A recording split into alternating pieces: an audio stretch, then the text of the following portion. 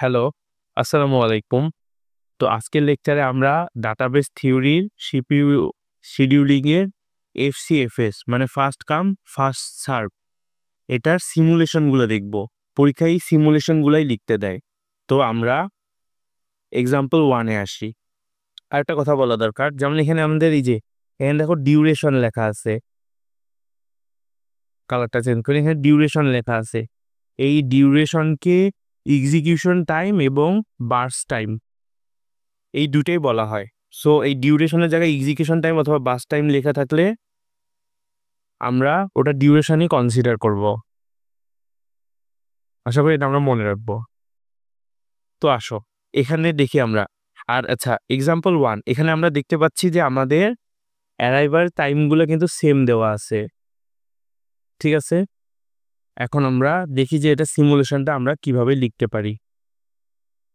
প্রথমে আমরা এই যে এইভাবে একটা লাইন ড্র করে নিব।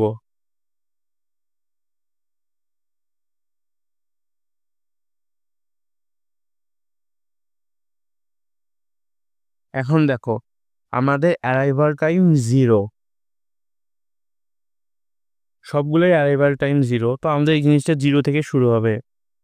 ঠিক আছে, এখন দেখো P1 P2 এবং P3 আমরা প্রথমে এগুলো অর্ডারটা দেখি। আমরা এফসিএফএস এ কিন্তু অর্ডার ওয়াইজ কাজ করি।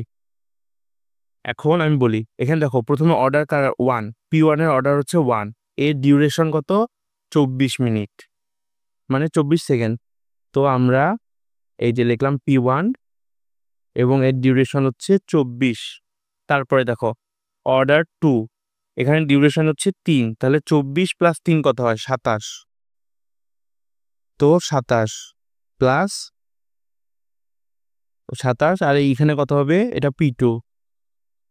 তারপরে আমাদের অর্ডার 3 আছে 4, তাহলে 27 আর 4 28 29 30 31, তো 31, এটা হচ্ছে P3। তো এই যে আমাদের এটা হচ্ছে গ্যাং চার্ট অথবা চার্ট, এটা হচ্ছে আমাদের সিমুলেশনটা। এই সিমুলেশনটা আমরা দেখাইলাম। দেখানোর পরে আমাদের কি কি বের করতে বলবে। আচ্ছা, আরেকটা কথা, এই যে এটা যদি 0 জায়গায় এখানে যদি 1 হইতো, তাহলে 1 প্লাস এই 24 এখানে তখন 25 হইতো। জাস্ট বলে রাখলাম। এখন দেখো আমাদের এখানে বের করতে হবে কোশ্চেনে, মানে আমাদের কোশ্চেনে বের করতে বলবে যে এভারেজ ওয়েটিং টাইম এবং টার্ন অ্যারাউন্ড টাইম, এই দুইটা বের করতে বলবে। প্রথমে ধরো এভারেজ ওয়েটিং টাইম, আমরা এই যে এরকম একটা ছক করব। এটা ছক না করলেও সমস্যা নেই, কিন্তু বুঝাই এরকম একটা ছক করব।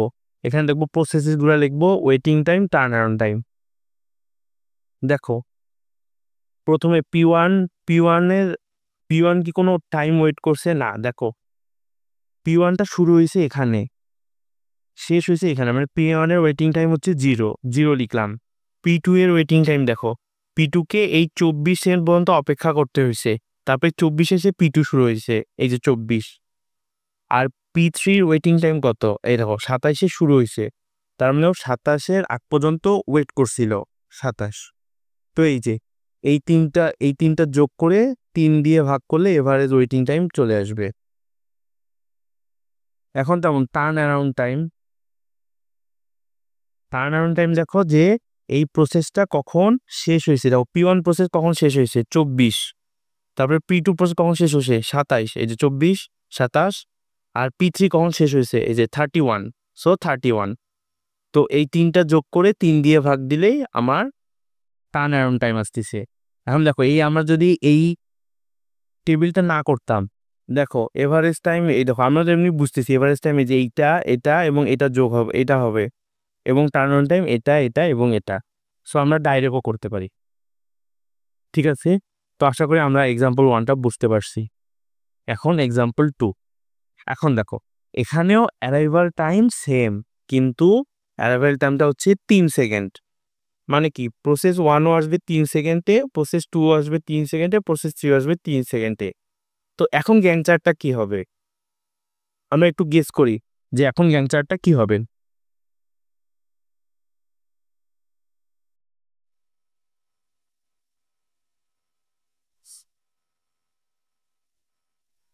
আশা করি আমরা গেস করতে পারছি। তো দেখো এই যে 0 অ্যারাইভাল টাইম কিন্তু সবারই 3, তার মানে 0 থেকে 3 পর্যন্ত প্রসেসটা বসে থাকবে, আইডেল থাকবে, ও কোনো কাজ করতেছে না। মানে আমরা সিমুলেশনের জন্য ধরতেছি যে ও আইডেল থাকবে। এখন দেখো আমরা এখানেও অর্ডারিং ফলো করব। তো প্রসেস 1 কতক্ষণ চলছে? প্রসেস 1 হচ্ছে ডিউরেশন 24। আচ্ছা আরেকটা কথা, তো আমাদের এই 3 সেকেন্ডে এই যে P1 P2 এবং P3 শুরু হয়েছে, তো এটা এখানে লিখে দিতে হবে যে এই 3 নাম্বার সেকেন্ডে P1 P2 P3 শুরু হয়েছে।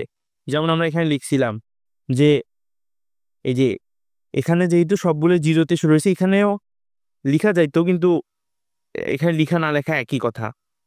কিন্তু এখানে তো তোমার 0-তে না 3-এ সবগুলো শুরু হয়েছে, প্রসেস 3টা আসছে, ওই জন্য এখানে লিখতেই হবে, নাহলে নাম্বার কাটা যাবে। সো P1 P2 P3-তে 3টা প্রসেস শুরু হয়েছে। তারপরে P1 এর ডিউরেশন হচ্ছে 24, আমরা যেহেতু অর্ডার ওয়াইজ আগাবো, তাহলে 24 + 3 27, এটা হচ্ছে P1। তারপরে অর্ডার 2 30 P2, তারপরে অর্ডার 3 30 + 4 34 P3। তো এটা খুবই সোজা ছিল। তো এখন আমাদের কি বের করতে হবে? এভারেজ ওয়েটিং টাইম এবং এভারেজ টার্ন অ্যারাউন্ড টাইম। তো এভারেজ ওয়েটিং টাইম এই দেখো 3 27 এবং 30, এখানে তো 0 কনসিডার করবো না, কারণ প্রসেস অ্যারাইভ হচ্ছে 3 থেকে। এই 3টার যোগফলকে 3 দিয়ে ভাগ দিলে এভারেজ ওয়েটিং টাইম। এখন এভারেজ টার্ন অ্যারাউন্ড টাইম কি? এই যে 27 P1 শেষ হয়েছে, P2 30-তে এবং P3 34-এ শেষ হয়েছে। তো এই 3টার যোগফলকে 3 দিয়ে ভাগ দিলে টার্ন অ্যারাউন্ড টাইম। সো শেষ। তো আমাদের এই যে SJF এর এই 2টা এক্সাম্পল দিয়ে আমরা বুঝতে পারলাম যে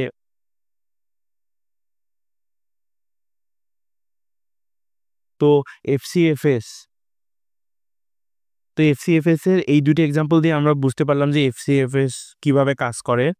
আর এক্সামের জন্য FCFSটা একটু কম ইম্পর্টেন্ট, যেহেতু এটা ছোট বাচ্চার পড়ার মতো সোজা, বাট আমরা প্র্যাকটিস করে যাব অবশ্যই।